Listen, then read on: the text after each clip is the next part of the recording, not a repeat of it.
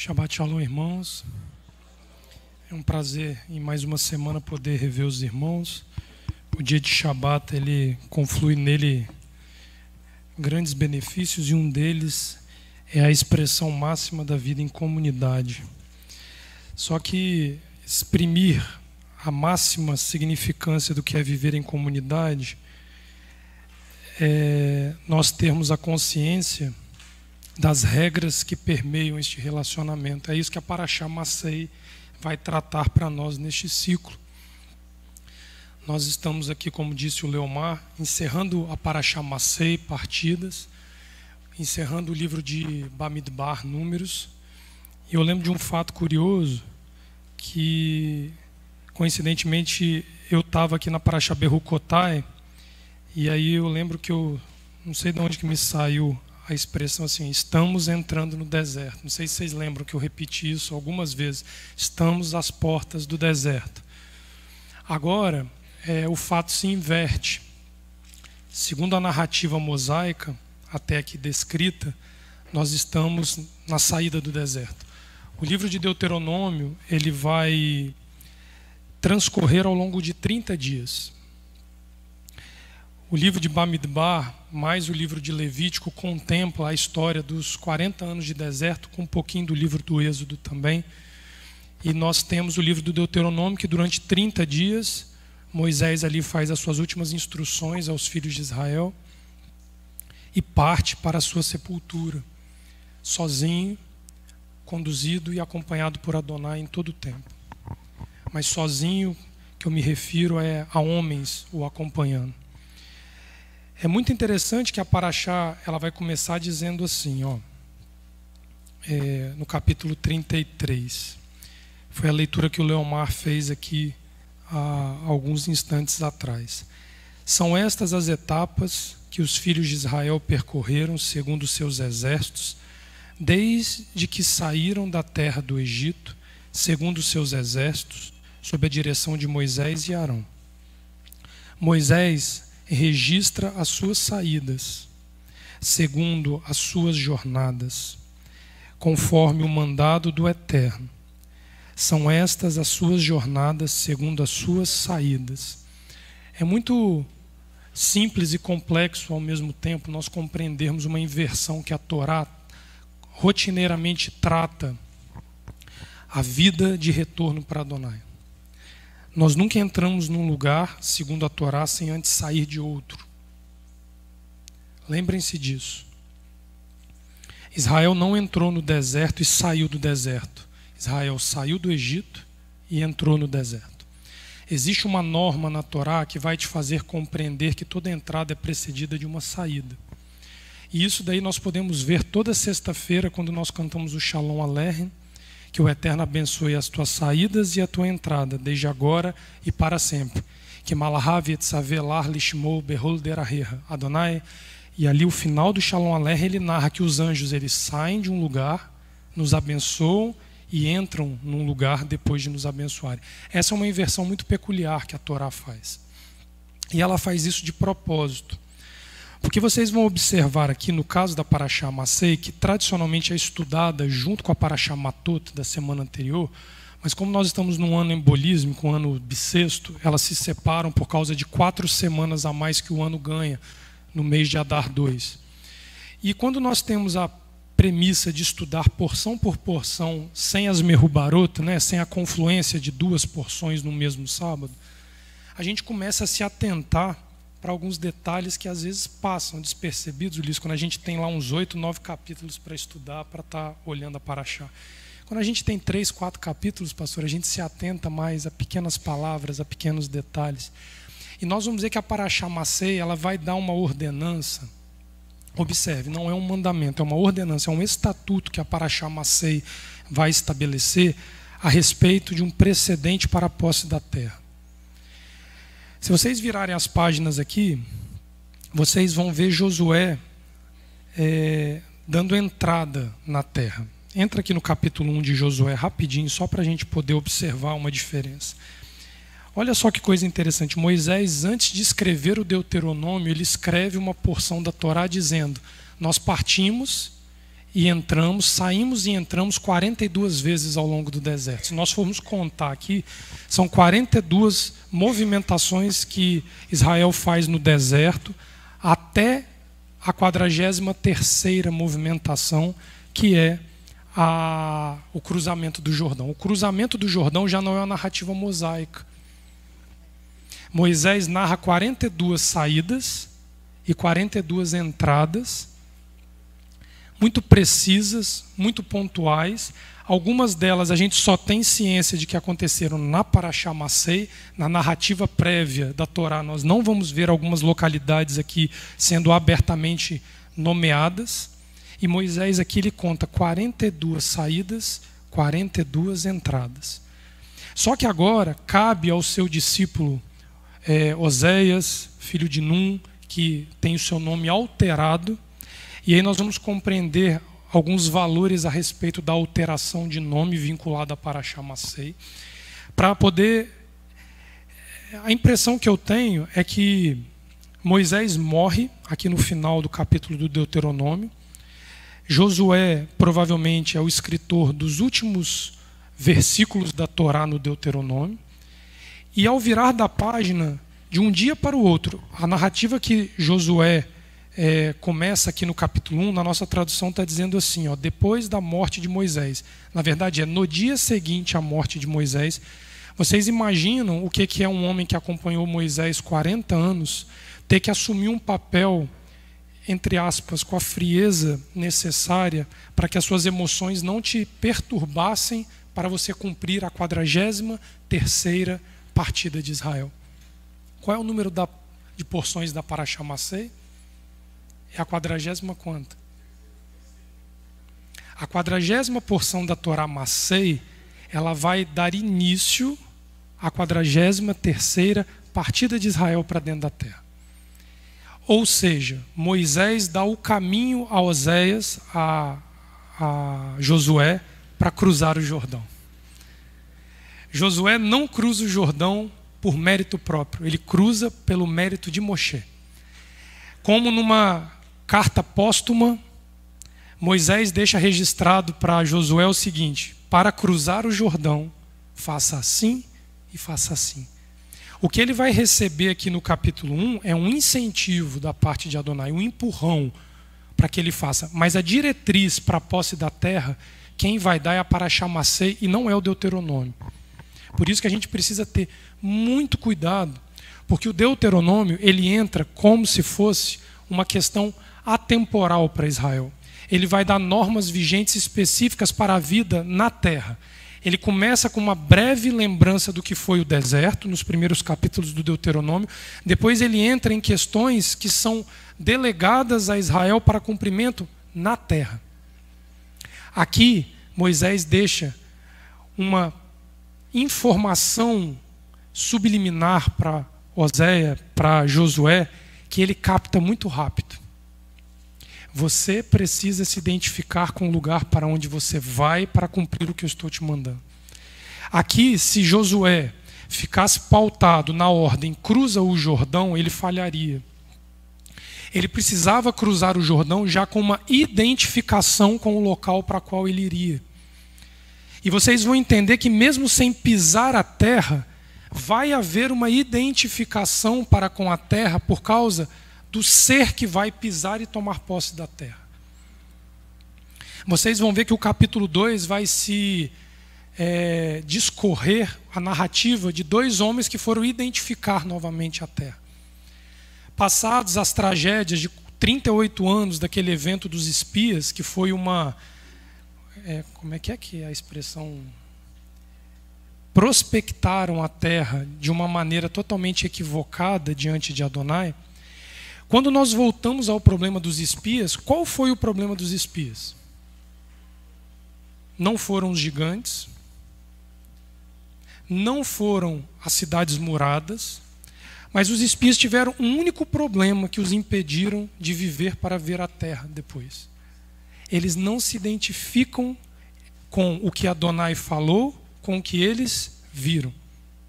Por isso foi falha a inspeção daqueles 10 espias, né? Porque só Josué e Caleb conseguem fazer essa identificação.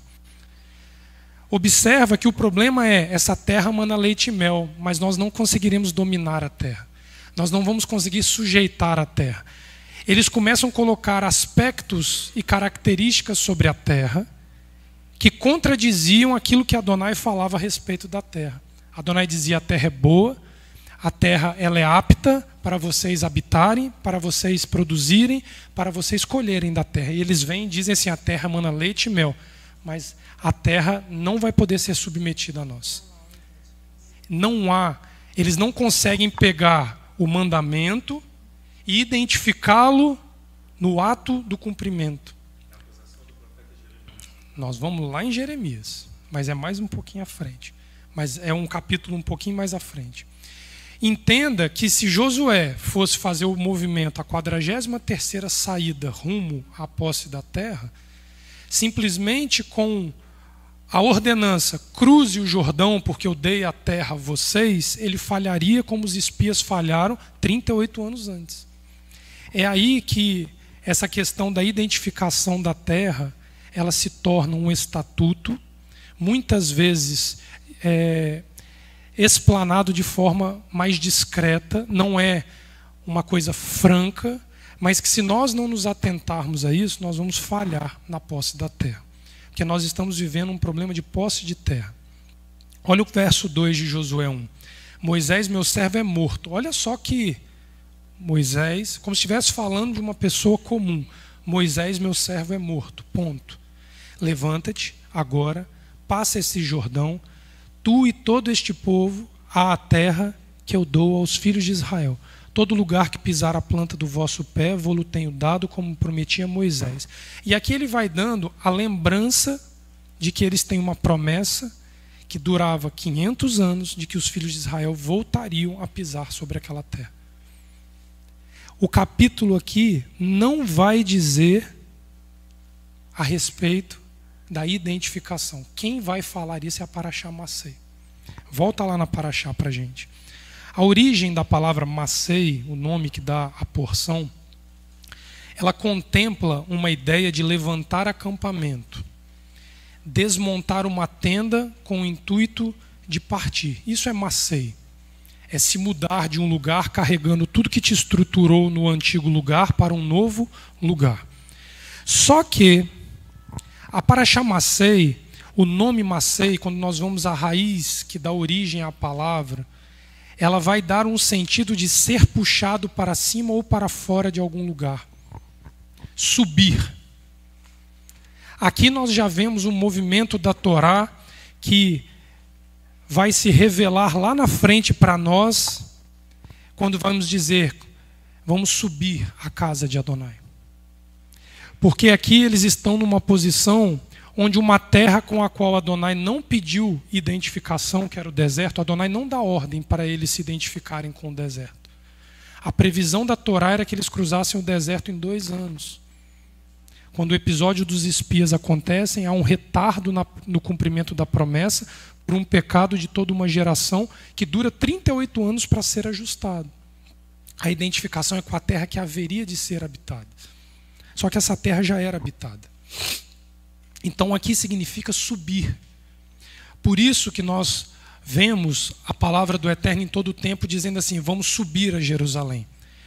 É um movimento que você faz como uma partida de um lugar a qual você não se identifica para um lugar a qual você tem desejo de identificar-se. O deserto foi o local de escolha do Eterno para constituir uma nação sobre a face da terra. Observe esse detalhe. Ali o povo liberto da escravidão egípcia recebe uma língua, a Torá é revelada na sua forma gramatical no deserto, e uma constituição oficial, de maneira que a posse da terra era a última etapa para consolidar o desejo divino de fazer surgir uma nação. Para surgir uma nação precisa de um povo, precisa de uma língua, precisa de uma terra e de uma legislação sobre aquela nação. Aqui faltava apenas a terra.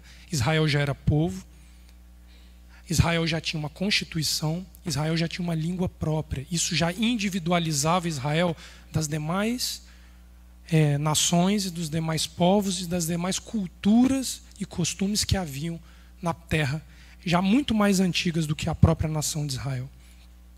É bastante interessante a ressalva feita pelo Eterno nessa narrativa, no que se refere a um aspecto peculiar desse movimento final de habitação no deserto. Nós precisamos saber como sair do deserto. Antes de possuírem propriamente a terra, o povo israelita precisava esvaziá-la de seus antigos residentes. Ou seja, nenhuma prática e costume desses povos poderiam ser assimilados pelos filhos de Israel. Existe uma diferença de você tomar posse de uma terra e você tomar posse e habitar a terra. Os grandes impérios que se estabeleceram sobre a face da terra, vamos falar dos mais modernos, o Império Romano, o Império Grego-Macedônio, que foram os dois grandes últimos impérios propriamente ditos que nós vimos formando. Eles tinham por característica tomar as terras, mas eles não habitavam as terras. Eles subjugavam os povos que habitavam a terra. Israel aqui já começa a se diferenciar entre as demais nações e as demais práticas existentes a respeito de posse de terra, porque Israel começa, a partir desse ponto, saber que ele teria que tomar a terra pela força e habitar a terra. Essa não é uma obrigação dos impérios. Essa é a obrigação dos reinos. Um reino que se estabelece, ele tem por característica ser permanente, então precisa tomar a posse e habitar. Assim como uma casa, você pode comprá-la sem habitá-la. Um terreno você pode comprar e não habitar. Mas, do habite, que você quando compra uma nova propriedade, você pode comprá-la, mas não habitá-la. Não existe isso. Você pode ter o apartamento, mas não ter o direito de habitar o apartamento. São duas conquistas diferentes que a pessoa tem que aprender a fazer. E é muito interessante vocês olharem o capítulo 33, da porção, abre lá, por gentileza, da porção Massei, no Números capítulo 33. Olha onde que vem a questão da posse de terra sendo dissecada para nós. Eu vou ler na outra tradução aqui, vocês acompanhem a partir do verso 50, por favor. Adonai fala a Moshe nas estepes de Moabe, junto ao Jordão de Jericó, para dizer: fala aos filhos de Israel e diz-lhes que quando passardes o Jordão em direção à terra de Canaã, olha a nomenclatura que Adonai dá, a terra de Canaã, deserdai todos os habitantes da terra em face de vós. Qual é a primeira ordem? Tirar o direito à terra de quem habita sobre a terra. Essa é a primeira condição. Destruir todas as suas máscaras, destruirei todas as suas réplicas de ferro fundido, devastarei todos os seus montículos. Observa agora, deserdai a terra e habitai-a. 3 mandamentos. Deserda o povo, deserda a terra e habita a terra. Tanto o povo quanto a terra precisa perder a sua herança. A terra e o homem estão vinculados quando eles são compartilhadores do mesmo espaço. Tanto a terra precisa se desvencilhar dos seus habitantes, como os habitantes precisam ser desvencilhados da terra, para que ela possa ser habitada. Para ser conquistada, isso daí não é um pré-requisito. Sim, a vós dei a terra para que a herdeis. Possuireis a terra por sorteio para vossos clãs. Ao múltiplo multiplicarei sua posse, ao menor diminuirá sua posse. O que sair ali para ele por sorteio será dele. Possuireis segundo os ramos de vossos pais. Se não deserdais os habitantes da terra em faces de vós, aqueles dentre eles que deixardes serão acantos em vossos olhos, espinhos em vossos lados. Eles vos oprimirão na terra onde habitardes. E assim, o que eu imaginava lhes fazer, farei contra vós. Essa é a premissa de Adonai. Deserda o povo, deserda a terra e habita a terra. Você veja que não há premissa para subjugar o povo que ali existia. Porque as vidas pertencem apenas a Adonai. Adonai não pediu que eles dominassem a terra e fizessem dos habitantes da terra escravos sobre a terra. Isso é característica de império, não é característica de reino. E vocês vão ver que Adonai é justo quanto a essas questões. Esse é um aspecto final do período do deserto que pode passar despercebido por nós e acarretar um desvio de conduta que muito compromete a permanência na tão aguardada terra prometida aos nossos pais Abraão, Isaque e Jacó. Esse erro capital de tomar posse da terra e não habitá-la nas condições que Adonai disse para fazê-lo pode ser a derrocada de quem toma posse de uma terra. Talvez esteja assimilado a isso a incapacidade dos impérios se sustentarem por muitos tempos. Todo império que existiu caiu. Todo império que existiu caiu. Não há um conflito de terra mais antigo do que o de Israel com os demais povos pela área da Palestina. Esse é um conflito que se sustenta, porque Israel entrou, Israel subjugou, Israel dominou, Israel habitou. É por isso que permanece o conflito entre as demais nações e Israel pelo mesmo território. Vocês veem hoje a Grécia brigando pela Ásia Menor, pelo Oriente Médio ou pela Europa, que Alexandre tanto se esbaldou de dominar. O Império Romano, norte da África, Ásia por inteiro, Europa inteiro, Oriente Médio. Você vê hoje Roma brigando por essa posse de terra? Ela nunca habitou essa terra. Eles não têm lembranças de como foi bom ou ruim habitar o norte da África. Um judeu em diáspora, ele sente o cheiro de Israel. Ele sente falta do gosto da terra. Ele sente falta da história da terra. Ele sente falta de sentir o calor da terra.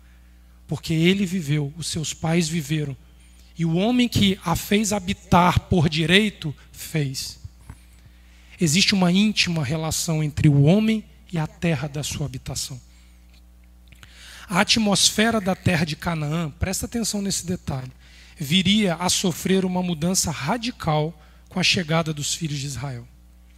Visto que todo o passado ali imprecado pelos demais povos seria apagado e não teria continuidade. A ordem de Adonai é: anula a história da terra enquanto ela não foi habitada por vocês.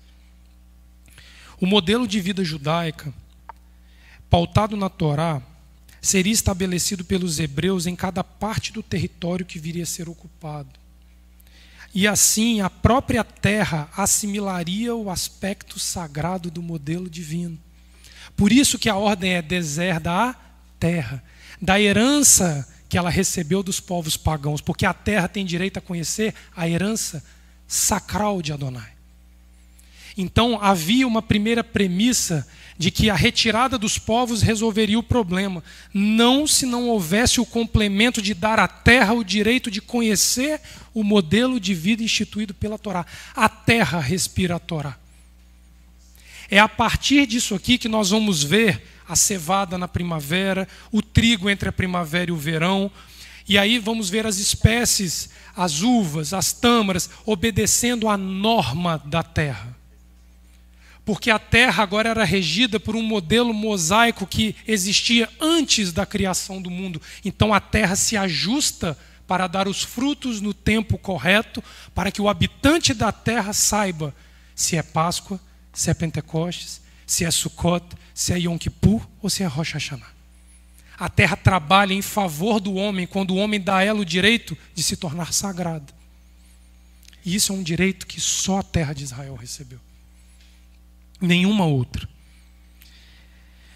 Abre no Levítico capítulo 18, porque o Levítico capítulo 18 vai falar da contaminação da terra. Aqui há uma acusação mosaica sobre a leviandade dos povos pagãos em contaminar a terra. Ô Léo, pois não, então a gente poderia, nós podemos como casa dizer que nós recebemos a terra.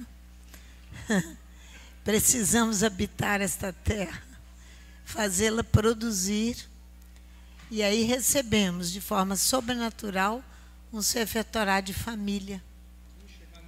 Então tá bom, para que a congregação entenda o que ela tem nas mãos. Mas muito mais do que nós, usando a pergunta da senhora retórica, então nós podemos compreender, é muito mais do que poder compreender. A Torá vai nos ensinar que é esta a questão.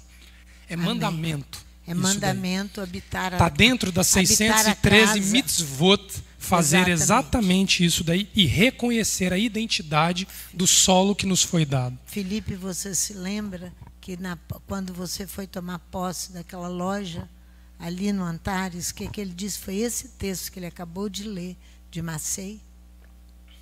Você lembra disso? É de Números 33, do versículo 50 a 56. Levítico 18, lá no Código de Santidade, os versos 24 a 30 vão dizer assim, olha só, hein?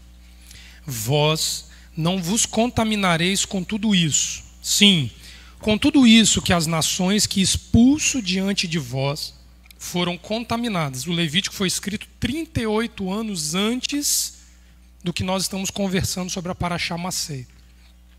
A terra foi contaminada e sancionarei seu erro contra ela. A terra vomitará seus habitantes. Quem foi punido aqui pela contaminação? Os habitantes que profanaram e a terra que se sujeitou à profanação. Olha só como que o patamar de compreensão da Torá a respeito de posse de terra, pastor, ganha valor quando nós entendemos que a conduta sacral preserva a terra, a conduta pagã traz prejuízo sobre a terra. Presta atenção.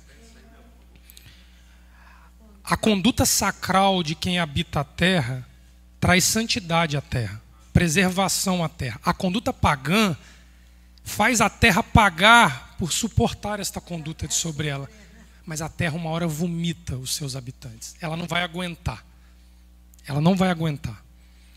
Onde é que eu parei aqui? Vomitará seus habitantes. Nós vamos ver aos nossos olhos, Leomar, isso acontecer. Vós guardareis minhas regras e meus julgamentos. Não fareis todas essas abominações, o natural e o meteco, em vosso seio. Sim, todas essas abominações, os homens da terra que existiam antes de vós as fizeram e a terra foi contaminada. A terra não vos vomitará quando a contaminardes, como ela vomitou a nação que existia antes de vós. Por quê? Por que quando Israel contaminasse a terra não vomitaria Israel? Porque é a única nação com uma legislação que permite a expiação do homem e da terra. Quando eu pecar, eu posso voltar e santificar o homem e a terra. Como que nós contaminamos a terra? Segundo a Torá, quando nós derramamos sangue sobre a terra, quando nós derramamos sobre a terra qualquer tipo de secreção ou excremento corporal contaminante. Mas nós temos a condição de, ao nos purificarmos destas questões, purificar junto à terra da nossa habitação. Por isso que ela permanece. A terra não vos vomitará quando a contaminardes, como ela vomitou a nação que existia antes de vós. Sim, tudo que se faz de todas essas abominações, os seres que as fazem são cortados do seio do seu povo. Guardai sobre minha guarda, para não fazer as regras das abominações que se fizeram antes de vós. Vós não vos contaminareis nelas, eu Adonai, o vosso Elohim. O Levítico, 38 anos antes, já ensinava aos filhos de Israel a respeito da preservação da idoneidade da terra, a partir do momento que ela fosse santificada por um povo santo que a habitasse. Existe uma relação muito íntima entre o ser humano e a terra onde ele habita. A essência adâmica, ou seja, terrosa, o homem vem da terra. A ligação está no DNA do homem, está na essência da vida. Adão é formado do pó da terra, mais o hálito de Adonai. Então esta ligação torna homem e terra seres que caminham lado a lado enquanto houver vida. A terra que formou o homem conecta essas duas criações divinas de maneira permanente. Se a conduta de vida do homem que serve ao Eterno é santa, a terra torna-se santa por continuidade. Da mesma forma, se esse ser fere a Torá, ele envolve a terra no mesmo delito. Quando eu tiro a vida de uma pessoa dentro dos critérios que é considerado crime pela Torá, eu torno a terra criminosa a qual eu cometi o crime como eu sou.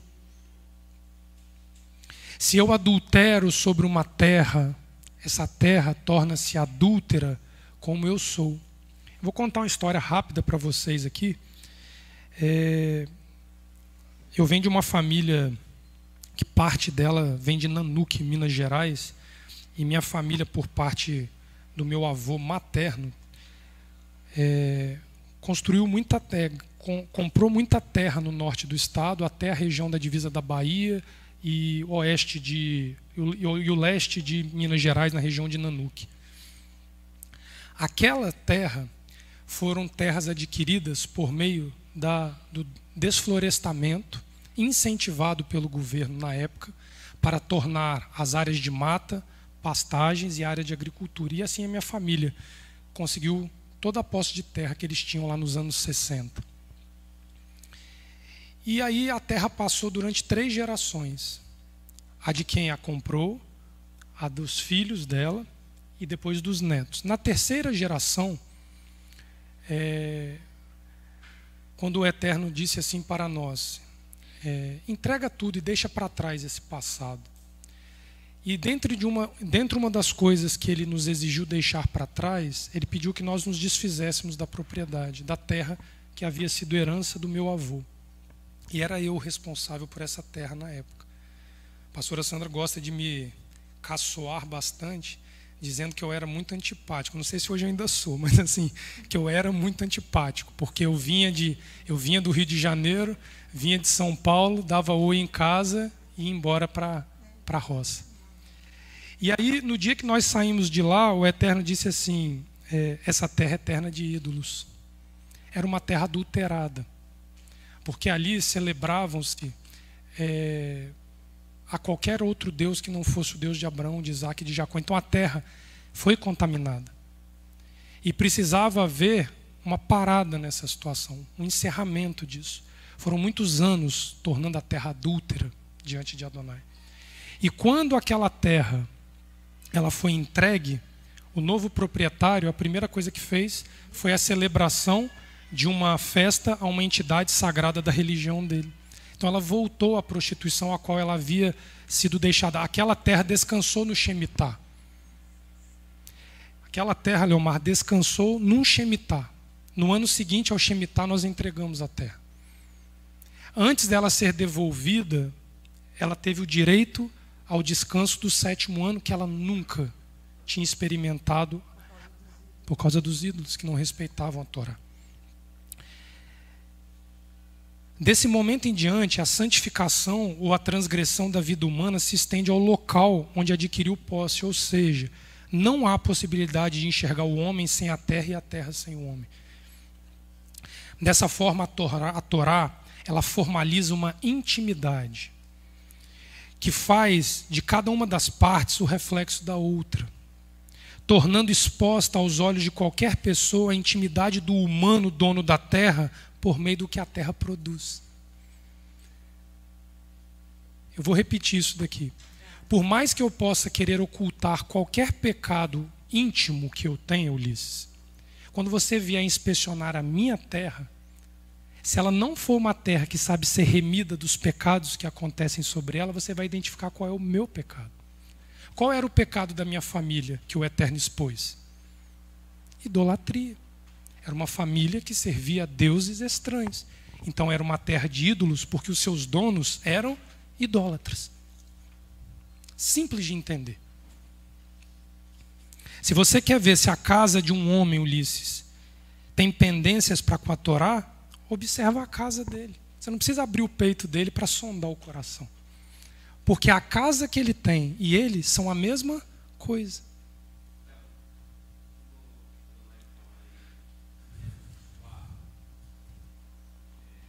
A terra clama o sangue do teu irmão, Caim e Abel. Isso aí. De quem era aquela terra que eles estavam habitando onde ele morreu? De Caim. Uma terra de homicida. O profeta Jeremias, durante sua visceral experiência sobre esse assunto de posse de terra, Jeremias lidou com o problema de território e posse de terra por causa do exílio babilônico de forma muito perspicaz. Ele testemunhou um fato interessante que inclui o estrangeiro no direito de habitar a sagrada terra de Israel, desde que sua conduta de vida se alinhasse aos padrões mosaicos estabelecidos pela Torá. O que nós lemos no Levítico 18? Que se o estrangeiro que habitar contigo praticar as mesmas abominações, será eliminado como você será eliminado. Tem proibição para habitar a terra de Israel alguém que não é da linhagem genealógica de Israel? Desde que ele não traga profanação sobre a terra. A sinagoga tem que ser aberta? Tem. Desde que o estrangeiro que habitar não venha trazer más práticas para dentro da casa. Ela é aberta, mas com uma condicionante para administrar a relação do meteco e do original da terra. Abre lá no Jeremias capítulo 12. Eu estou indo bem devagar, porque isso é um detalhe. Esse detalhe de posse de terra ele vai ser muito examinado por nós aqui no livro do Deuteronômio, eu tenho certeza disso. Olha o Jeremias 12, do verso 14 ao 17. Olha como é que Jeremias descreve o direito à posse de terra do estrangeiro. Assim diz o Eterno, acerca de todos os meus maus vizinhos. Versículo 14. Assim diz o Eterno, acerca de todos os meus maus vizinhos, que tocam a minha herança, que fiz herdar ao meu povo Israel. Eis que os arrancarei da sua terra, e a casa de Judá arrancarei do meio deles. Ele livra a terra e ele livra o povo. E será que, depois de haver os arrancado, tornarei e me compadecerei deles, e os farei voltar cada um à sua herança, e cada um à sua terra. E será que, se diligentemente aprenderem os caminhos do meu povo, jurando pelo meu nome, vive o Eterno, como ensinaram o meu povo a jurar por Baal, então edificar-se-ão no meio do meu povo. Mas se não quiserem ouvir, totalmente arrancarei a tal nação e a farei perecer, diz o... Então, o assunto que nós estamos tratando de posse de terra é para o natural e para o estrangeiro. Então, tá bom. Para não dizer depois que estamos oportunizando momentos de falas discriminatórias com as questões de vida com o Eterno. Ou falácias de genealogias, de tradições, etc. e tal. Antes de oportunizar o enxerto de povos estrangeiros, porque a questão aqui envolve a preservação da terra. Por isso que o estrangeiro não pode vir de qualquer forma. Antes de oportunizar o enxerto de povos estrangeiros em seu meio, a nação de Israel tinha a função de eliminar todos os povos pagãos residentes da terra, os quais a profanaram e a tornaram imprópria para a habitação dos descendentes de Jacó. O ajuste de vida previsto pela Torá ao hebreu precisava se estender à terra de Canaã. Olha esse detalhe aqui, Leomar. O ajuste de vida previsto pela Torá ao hebreu, na Parashá Massei, capítulo 33, precisava se estender à terra de Canaã, para assim ela passar a ser chamada terra de Israel. Ela muda de nome. Notem que a terra segue os mesmos padrões de vida que a dos patriarcas que tiveram seus nomes trocados. Após convergirem inteiramente ao Eterno, então eu retorno e a minha casa retorna para Adonai. Eu e minha casa serviremos a Deus. Entendeu?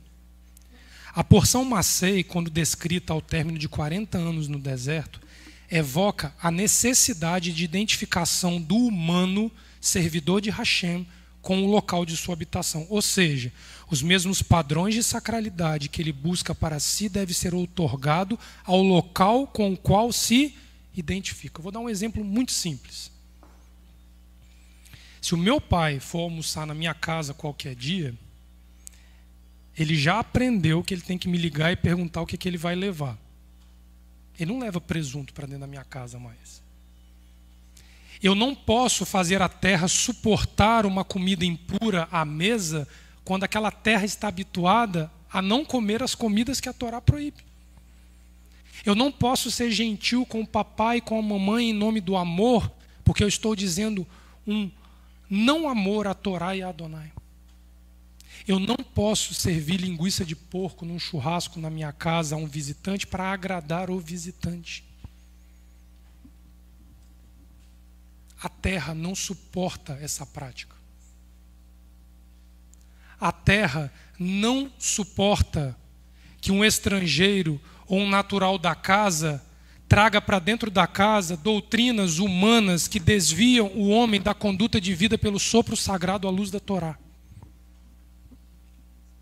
Eu vou falar de novo com mais calma. A terra, esta casa, não suporta o estrangeiro e o natural que aqui habita, trazendo doutrinas, ensinos e condutas alheios à Torá para dentro de um lugar que teve acesso à sacralidade de Adonai. Não venha com uma roupa indecente para cá. Não use linguagem indecente aqui dentro. Não se porte de maneira indecente. Não profane a sacralidade do lugar com a sua vida profana ou com a minha vida profana. O lugar exige que eu me ajuste a ele. Não se entra de decote, não se entra de saia curta, não se entra de calça apertada, não se entra de, sei lá, esses troços tudo errado aí que tem. Porque você não está fazendo mal só aos seres humanos que aqui dentro estão, que não compactuam com isso. Mas você está fazendo mal à propriedade que te dá sustento, de Shabat após Shabat. É melhor ficar na internet assistindo em casa.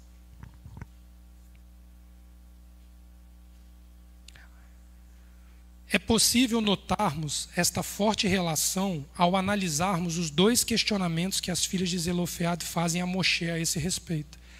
Nas duas perguntas que as filhas de Zelofeade levam a Moisés, no capítulo 27 e aqui no capítulo 36, encontra-se a resposta para haver esta relação.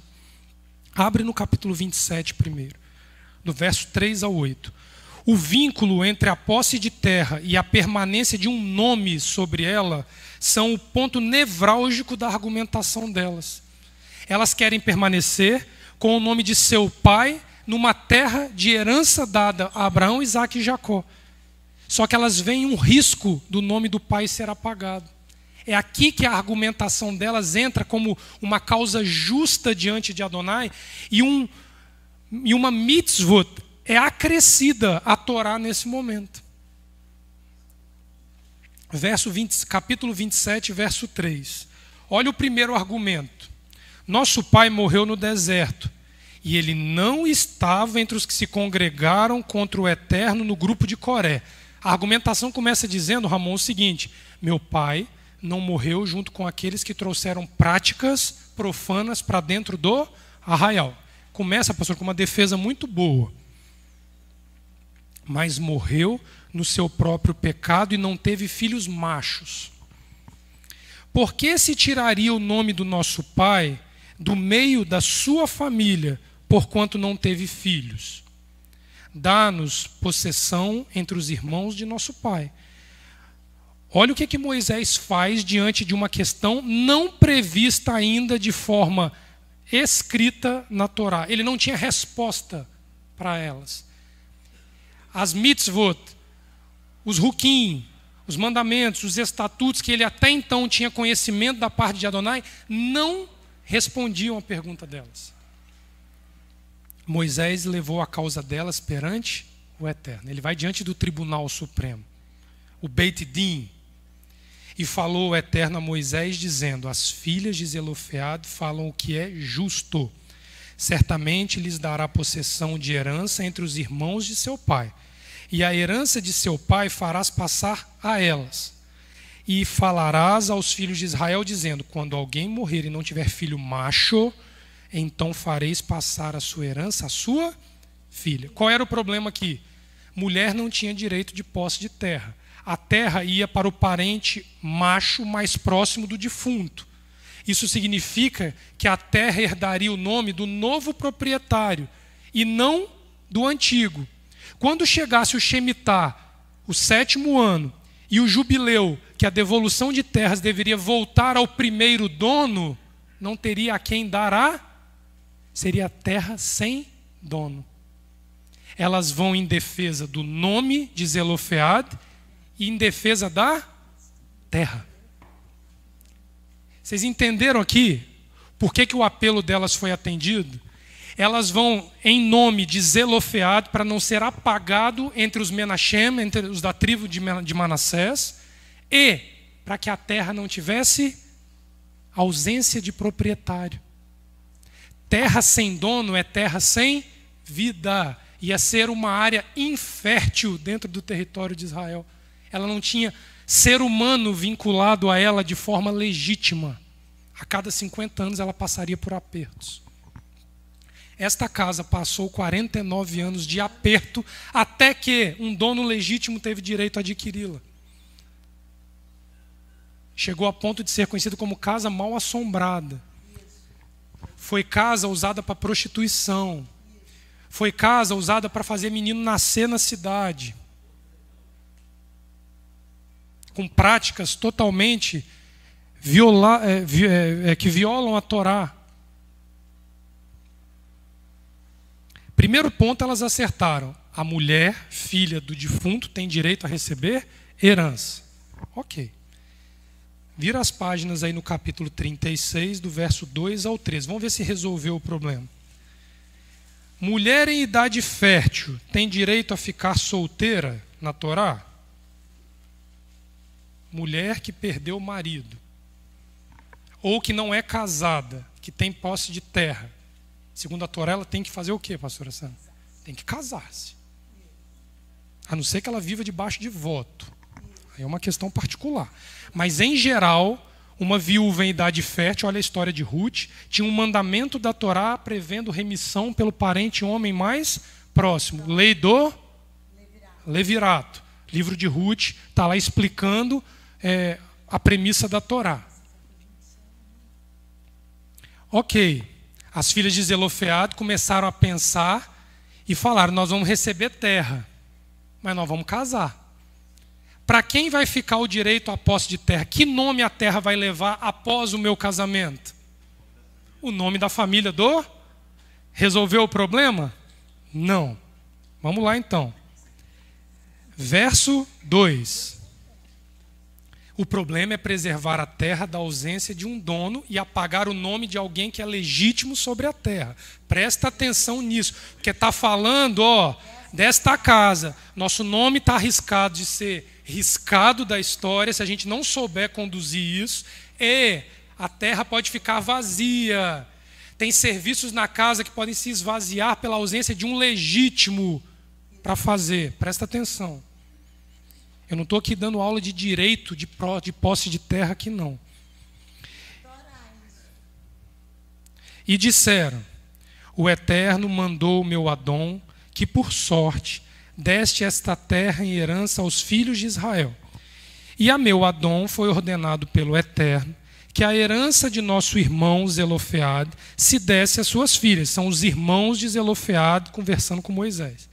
E casando-se elas com alguns dos filhos das outras tribos dos filhos de Israel, então a sua herança será diminuída da herança de nossos pais e acrescentada à herança da tribo a quem vierem a pertencer. Assim se tirará da sorte da nossa herança. Vindo também o ano do jubileu dos filhos de Israel, a sua herança será acrescentada à herança da tribo daqueles com quem se casaram. Assim, a sua herança será tirada da herança da tribo de nossos pais. Então, Moisés deu ordem aos filhos de Israel, segundo o mandado do Eterno, dizendo: a tribo dos filhos de José fala o que é justo. Isto é o que o Eterno mandou acerca das filhas de Zelofeade, dizendo: sejam por mulheres a quem bem parecer aos seus olhos, contanto que se casem na família da tribo de seu pai. Assim, a herança dos filhos de Israel não passará de tribo em tribo, pois os filhos de Israel se chegarão cada um à herança da tribo de seus pais. E qualquer filha que herdar alguma herança das tribos dos filhos de Israel se casará com alguém da família da tribo de seu pai, para que os filhos de Israel possuam cada um a herança de seus pais. Assim, a herança não passará de uma tribo a outra, pois as tribos dos filhos de Israel se chegarão cada uma à sua herança. Como o Eterno ordenara a Moisés, assim fizeram as filhas de Zelofeade. Pois Malá, Tisra, Ogla, Milca e Noa, filhas de Zelofeade, se casaram com os filhos de seus tios. E eles casaram-se nas famílias dos filhos de Menaché, filhos de Iosef. Assim a sua herança ficou na tribo da família de Iosef. Estes são os mandamentos e os juízos que mandou o Eterno através de Moisés aos filhos de Israel nas campinas de Moabe, junto ao Jordão, na direção de Jericó. Antes de pisar a terra, não podia dar bobeira a Ulisses de diluir a herança de quem era de legítimo direito na terra. Tem que casar dentro da tribo. A geração que nasceu no deserto, que não viu as diligentes maravilhas de Adonai lá no cristianismo quando nós vivemos. Esta geração precisa saber preservar nome dentro da casa. Quem tem filha menina, presta atenção a esse respeito. Muito cuidado.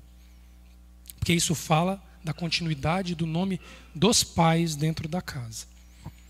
As duas argumentações das filhas de Zelofeade são acatadas por Moshe de maneira diferente. No primeiro caso, estava em jogo uma questão de ruptura com uma tradição patriarcal, popularmente compartilhada entre os povos que habitavam desde o Egito até Canaã.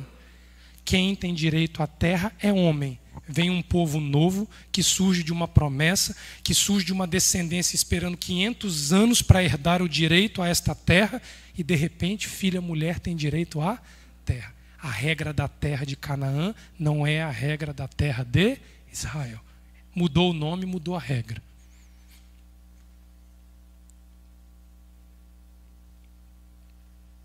Mudou o nome, mudou a regra.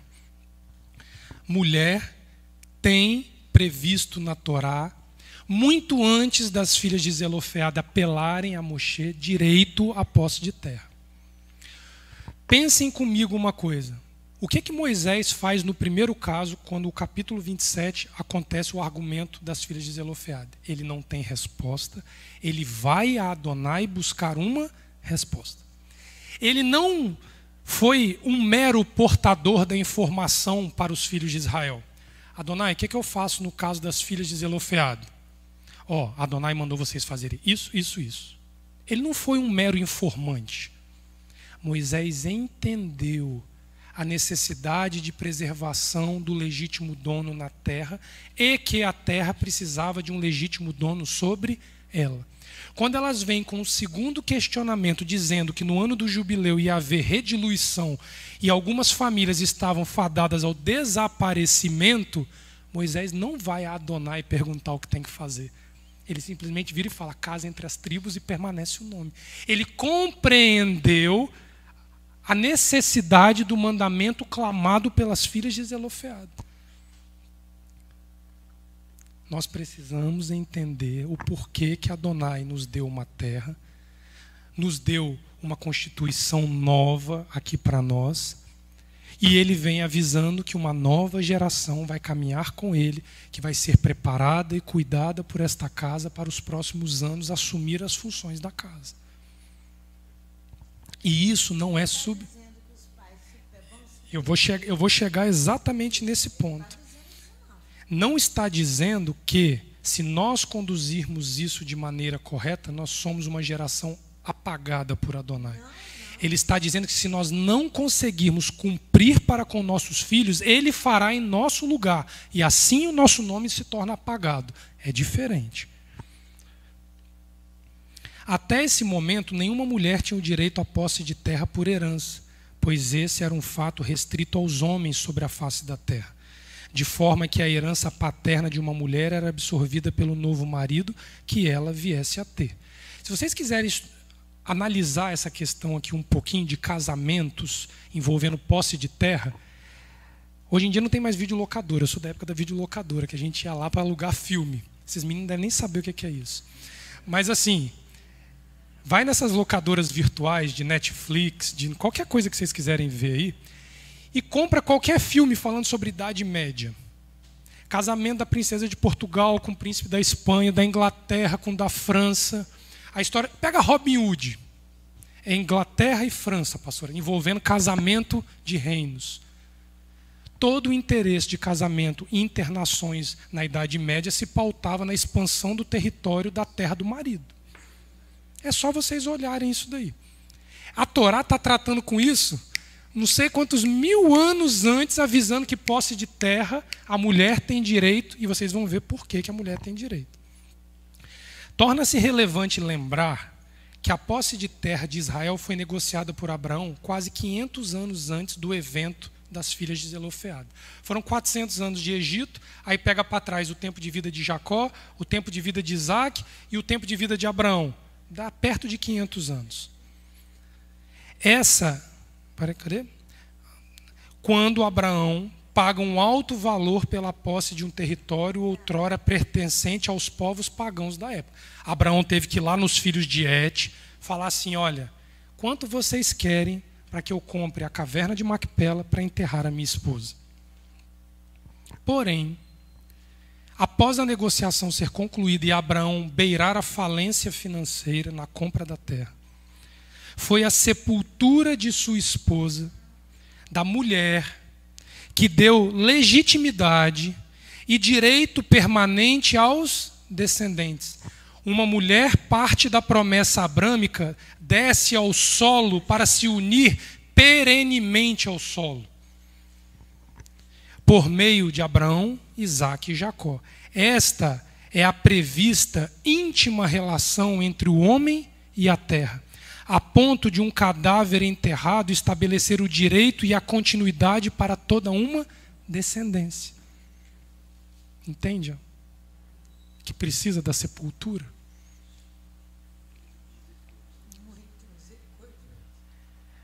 Sara, quando desce à sepultura, ela faz o solo clamar pelos descendentes durante 500 anos, até os descendentes voltarem a pisar a terra.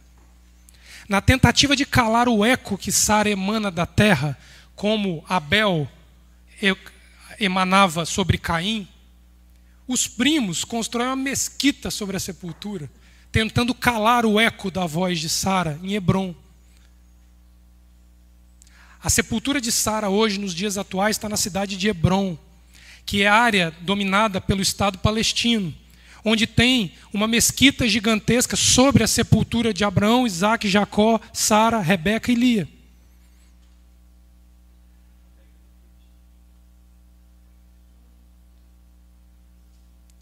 Raquel. A Torá vai dizer assim, e morreu Sara aos 125 anos. E o nome da paraxá é Raie Sara, a vida de Sara. Porque ela ali deu mais descendentes que qualquer outra mulher hebreia na face da história, porque ela conquistou uma terra que grita para a chegada dos seus filhos sobre ela. Ela está enterrada para que o eco no ouvido de Adonai não cesse, enquanto o povo que tem terra por direito, ali comprada por um alto valor e pelo cadáver de uma mulher, tivesse habitando aquela terra. 1948, quando Israel volta à terra de Israel, é o cumprimento do eco. O que falta ainda é a liberdade do solo. Israel hoje é uma terra profana. Israel hoje é uma terra que se divide com o paganismo e com nações que ali dentro fazem da terra ser desejosa do vômito dos seus habitantes.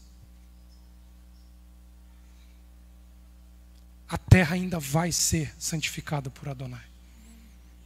Não adianta plantar mesquita em cima do monte Moriá.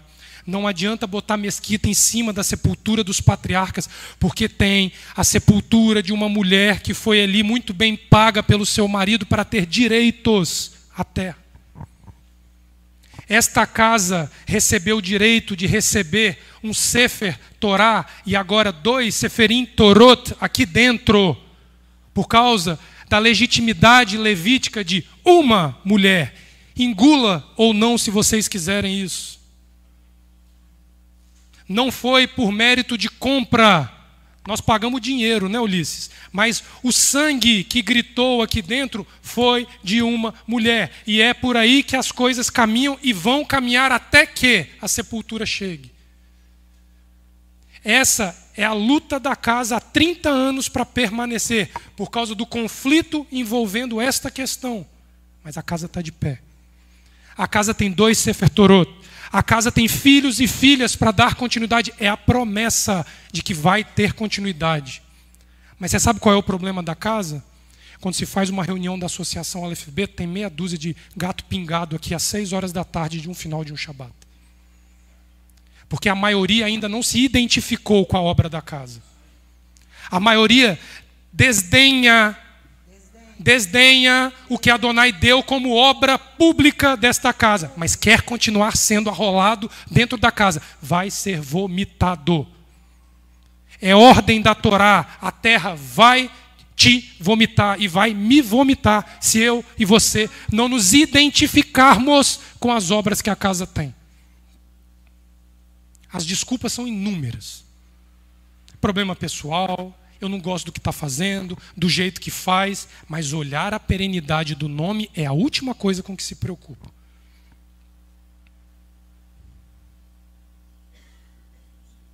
Abre lá no Gênesis 23. Vamos olhar Sara gritando do solo.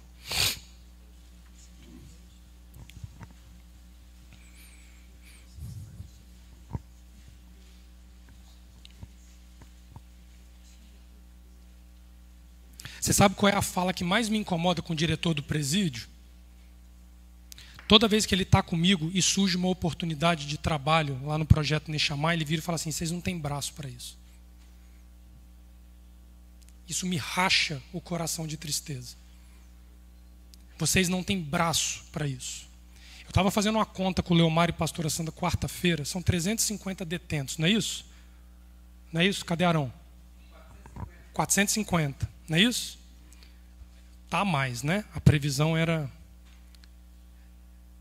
Se houvesse um braço durante 6 dias da semana para atender o mesmo número de pessoas que é atendido na terça e na quarta-feira, todos teriam oportunidade de um dia participar de alguma coisa ali dentro. Mas nós somos obrigados a ficar com 70. Pergunta para eles aqui se não tinha fila de nome, estou mentindo? Para poder ser inserido e participar. Recebe papelzinho toda quarta-feira à tarde dando nome de novas pessoas. Mas nós não temos braço para isso. O diretor fala isso para mim todas as vezes que a gente conversa sobre ampliar qualquer coisa ali dentro. Nós não temos braço. Nós não temos braço. Sim, perfeito. De outra instituição para vir já dando nome porque quer participar quando chegar. A Larissa vai sem voz. Há 2 semanas atrás estava ela assim, ó, rouca. Tem dia que a gente vai se arrastando, mas a gente só beneficia 70. Gênesis 23, verso 1 ao 4. E foi a vida de Sara 127 anos. Eu falei 125, 127, perdão. Estes foram os anos da vida de Sara. Sara morreu em Kiriat Arba, que é Hebron, a terra de Canaã. E veio Abraão lamentar Sara e chorar por ela. Depois se levantou Abraão de diante de sua morta, falou aos filhos de Et, dizendo: estrangeiro e peregrino sou entre... Eu não faço parte do seu povo. Ele ali cria, Leomar, um distanciamento necessário para que a causa dele fosse justa diante da... Eu não sou estrangeiro. Eu sou um estrangeiro no teu meio, mas nesta terra eu não sou estrangeiro. Dai-me a possessão de sepultura convosco, para que eu sepulte a minha morta de diante da minha face. Salta no verso 17. Assim, o campo de Efron, que estava em Macpela, em frente a Mamre, o campo e a cova que nele estava, e todo o arvoredo que no campo havia, que estava em todo o seu contorno ao redor, se confirmou a Abraão em possessão diante dos olhos dos filhos de Et, e de todos os que entravam pela porta da cidade. E depois sepultou Abraão a Sara, sua mulher, na cova do campo de Macpela, em frente a Mamre, que é Hebrom, na terra de Canaã. Assim o campo e a cova que nele estava foram confirmados a Abraão pelos filhos de Et em possessão de sepultura. O que fez valer pelas gerações e pelos séculos o direito à descendência abrâmica por meio de Isaac e Jacó, o direito à terra, é o corpo de Sara enterrado sobre a terra. Porque não se distingue mais, pastora, a vida sagrada que ela aprendeu a ter da sacralidade da terra. Isso é indissociável. Porque ela morre em santidade, gerando filhos e filhas. No capítulo 27, Moshe busca a consulta divina para sancionar a favor das mulheres uma quebra de tradição que tornaria Israel diferente das demais nações vizinhas. A premissa foi aceita pela justiça clamada por elas, pois o vínculo de seu pai com a terra Israel não poderia ser rompido pelo fato dele ter morrido no deserto. Nesse caso, o problema girava em torno das condições que os levaram a morrer no deserto. Os seus próprios pecados. O fato de Zelofeade pertencer a uma geração punida por Hashem não o isentou de ter um nome vinculado na terra de Israel. Ou seja, o território que suas filhas herdariam lá seria identificado pelo nome de Zelofeade sobre a terra. Nossa geração aqui da casa, advertida recentemente por Adonai, não pode assumir uma posição apática quanto a esse fato. Pois mesmo havendo uma expectativa de que nossos filhos constituam a geração que herdará esta herança, nossos nomes precisam ser identificados com a terra que Adonai nos prometeu. Quem fundou aquela casa? Foi meu pai, Leonardo Reuter Mota Gama. Foi minha mãe, Laila Gonçalves Atabi Gama. É assim que Amós e Isabel, daqui a 30, 40 anos, vão ter que responder a perguntarem quem fundou aquela casa. E eles fundaram aquela casa depois de 49 anos que a casa esteve afastada do herdeiro legítimo, do senhor judeu-libanês José Jacob Saad. É assim que os nossos filhos vão ter que saber responder de forma natural a quem perguntar a história da casa quando eles estiverem com seus filhos aos pés. Dessa forma, faz-se necessário compreendermos de qual terra e de que posse o Eterno está nos falando neste ciclo.